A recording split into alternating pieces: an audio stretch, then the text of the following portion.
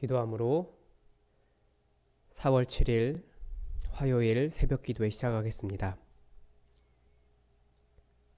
우리를 위해 십자가에서 죽으신 예수님의 그 십자가의 의미를 다시 한번 더 깊이 우리 삶에, 우리 마음에 새기는 기간을 보내고 있습니다.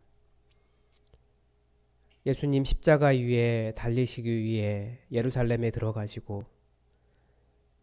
그 십자가의 의미를 우리에게 가르쳐 주시는 그 역사를 우리가 잘 기억하게 하시며 예수님을 따라 한 걸음 한 걸음 걸어가며 우리도 예수님의 십자가 지고 예수님의 일들을 이루어갈 수 있도록 도와주시옵소서. 2000년 전 그 땅에서 무슨 일이 일어나는지 알게 하시고 또 우리 시대에 우리는 어떻게 살아야 할지 깨닫는 시간 되게 하여 주시옵소서. 특별히 예수님을 바라보았던 사람들, 그리고 또 예수님께서 보셨던 것들, 그 시선을 통하여 주님의 뜻을 살펴보고자 하오니 지혜 허락하여 주시고, 부족한 종이 다 말하지 못한다 할지라도 성령님께서 각 사람들에게 찾아가 주셔서 예수님의 눈을 바르게 가질 수 있도록, 예수님께서 원하신 시선을 가질 수 있도록 변화시켜 주시옵소서. 코로나 바이러스로 인해서 많은 상황에 제약이 많이 있으나 하나님, 주님께서 또한 우리를 회복시키시며 주님의 은혜로 이 모든 것을 잘 이기게 하시기를 간절히 원하오며 예수님의 이름으로 기도합니다. 아멘. 오늘 우리에게 주신 하나님 말씀은 마태복음 21장 12절에서 17절까지의 말씀입니다. 마태복음 21장 12절에서 17절까지의 말씀입니다. 하나님의 말씀을 한 절씩 교독하시겠습니다. 같이 읽겠습니다. 제가 읽겠습니다.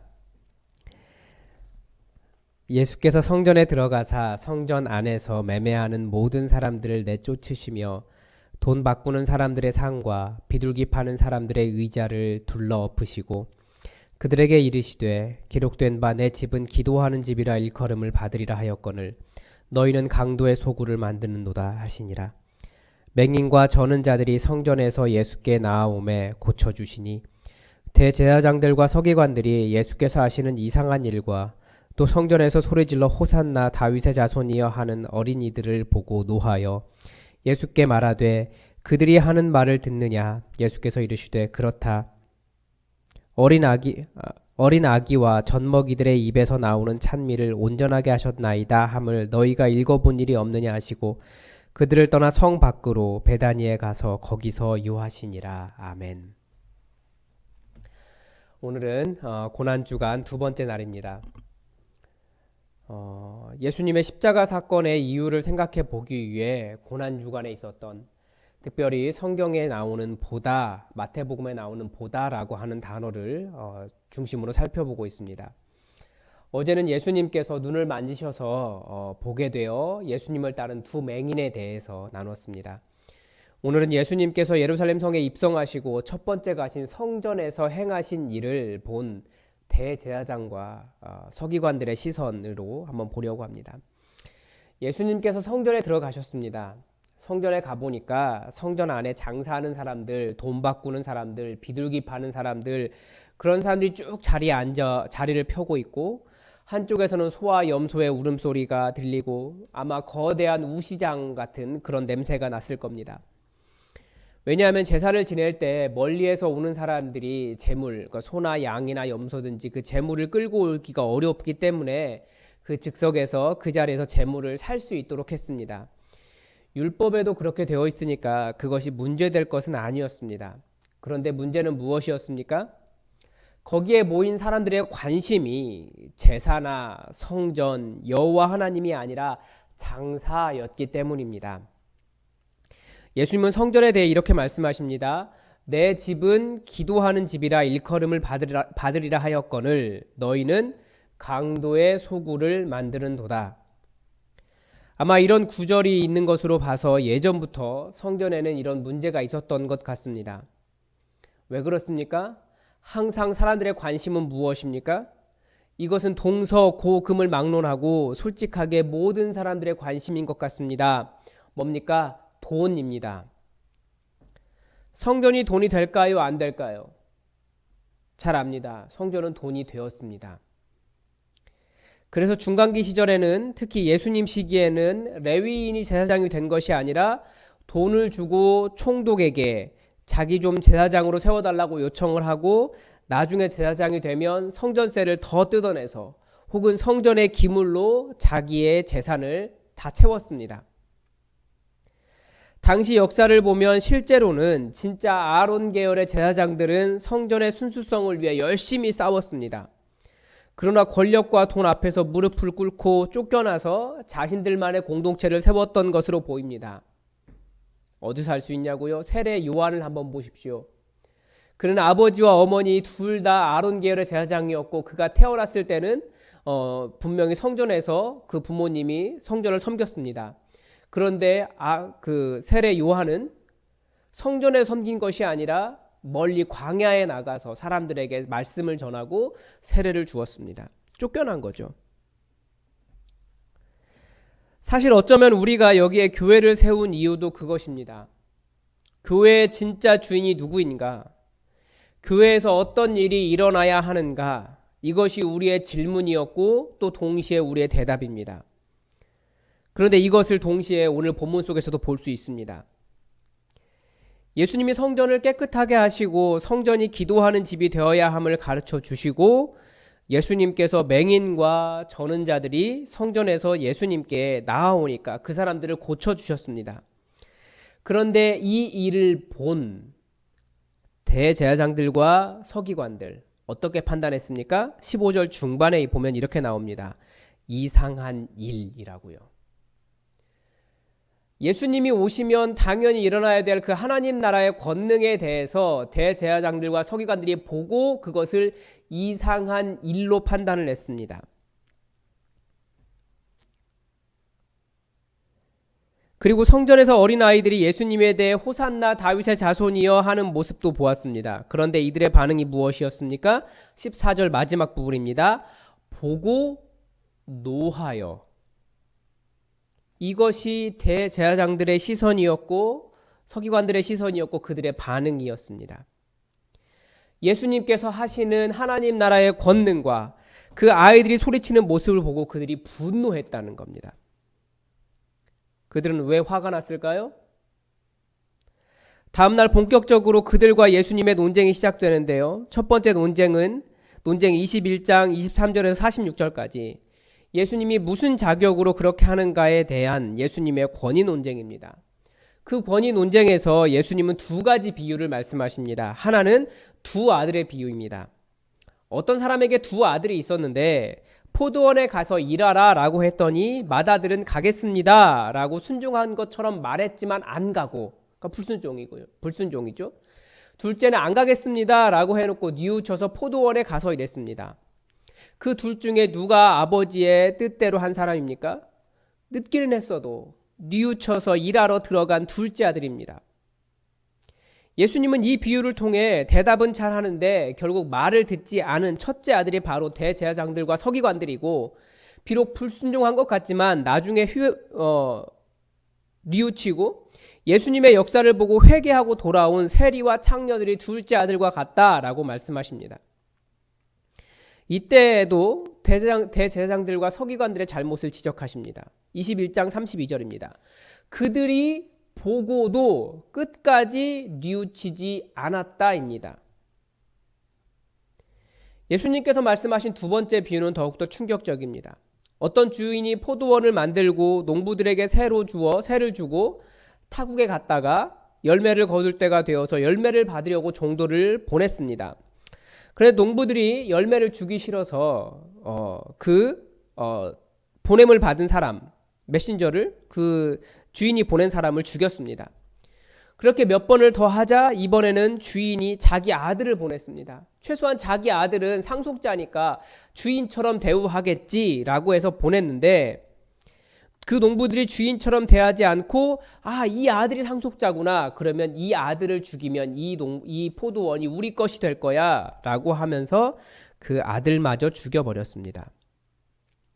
이때도 21장 38절은 농부들이 그 아들을 보았다라고 말합니다. 보았지만 뉘우치지 않았고, 보았지만, 그래서 알았지만 그 아들을 자신들의 욕심 때문에 외면했을 뿐 아니라 죽이기까지 했다라는 겁니다. 이것이 그들이 예수님께서 성전에서 하신 일을 보고 어린 아이들이 예수님에게 호산나 외치는 것을 보고 분노한 이유입니다. 무엇입니까? 자신의 이익을 조금도 내려놓고 싶지 않았던 겁니다. 자신의 이익 앞에서 하나님도 하나님 대우를 하지 않았습니다. 예수님도 죽일 수 있는 능력이 있었습니다. 다른 말로 하면 이것은 자신들의 주인이 누구인지 대제사장들과 서기관들이 정확히 알지 못했다는 겁니다. 대부분의 성도님들은 교회 안에서 어떤 이익이나 이권을 가지고 있지는 않습니다. 그래서 아마 이 예수님의 경고는 어디까지나 교회 지도자들이나 특히 목회자들에게 주신 말씀입니다. 물론 어떤 경우에는 교회를 이익의 수단으로 삼기도 합니다. 거기에는 항상 그런 정당화가 있죠. 제가 돈 많이 벌어서 헌금 많이 할게요. 하나님께 영광 올려드릴게요. 그러나 하나님은 그것이 필요하신 분이 아니십니다. 정말 예수님을 자기의 주인으로 모시고 말씀에 순종하기를 바라는 거죠. 하나님을 이익의 도구로 혹은 교회를 이익의 도구로 사용하지 않는 겁니다. 실제로 이 문제 때문에 로만 카톨릭이 얼마나 타락했는지 우리는 잘 알고 있습니다. 지금도 많은 교회들이 문제를 일으키는 이유가 돈 때문입니다. 헌금을 자기 주머니에 넣기도 하고 주의 종이니까 이 정도는 받아야 한다며 많은 사례를 요구하는 경우들이 많습니다. 물론 목회자에게 가정도 있고 생활도 해야 하기 때문에 돈이 필요한 것은 맞습니다. 또 다른 한쪽에서는 많은 교회들이 반대로 목회자들에게 청빈을 강요하기도 합니다. 그런데 우리 정관에서는 뭐라고 이야기합니까? 우리 교회 정관에서는 우리는 생활이 가능하도록 살해하는 것이 맞다라고 이야기하고 있습니다. 참 잘하는 겁니다. 그래서 저는 이번 코로나 사태를 겪으면서 돈이 들어가지 않는 교회를 해야 된다라고 하는 그런 교회를 만들어야 된다는 생각이 더욱 절실해졌습니다. 정부에서 그렇게 모이지 말라고 하는데 왜 그렇게 모입니까? 물론 예배가 소중하죠. 그런데 예배 때문만은 아니라는 것을 가끔씩 느끼는 겁니다. 이야기를 들으면서. 저는 예배가 소중하지 않아서 이렇게 말하겠습니까? 여러분 설교 녹화할 때마다 저는 정말 많이 웁니다. 많이 잘라서 그렇지. 텅 빈 예배당에서 혼자 설교하는 그 목사의 심정을 아십니까?